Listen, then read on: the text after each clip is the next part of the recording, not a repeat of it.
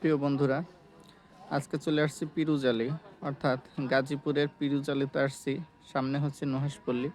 তো ঢাকাতে তো আমরা বিভিন্ন ধরনের অটো দেখি, এখানে এক আজব অটো দেখলাম, তাই আসলে ভিডিওটা করাই। দেখেন, এই অটোটা একটু অন্য ধরনের, ব্যতিক্রম ধর্মী। আসলে এই অটো হঠাৎ দেখে থমকে গেলাম যে এটা আবার কোন ধরনের অটো। তো ঢাকাতে আমরা যেগুলো সাধারণত দেখি, যে রকেট, রকেটগুলো তো রকেটের মতোই ছোট অটোগুলো, আর এগুলোই দেখেন একটু অন্যরকম।